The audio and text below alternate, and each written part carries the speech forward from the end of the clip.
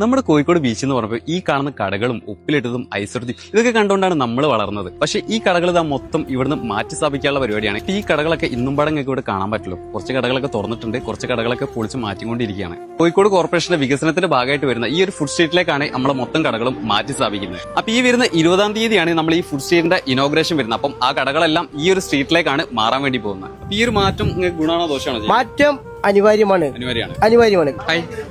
നമ്മളെ കോഴിക്കോട് ബീച്ചിലെ കടകൾ മൊത്തം ഈ ഒരു സ്ട്രീറ്റിലോട്ട് മാറ്റാൻ പോവാ. അപ്പൊ നിങ്ങളെ അഭിപ്രായം എന്താ?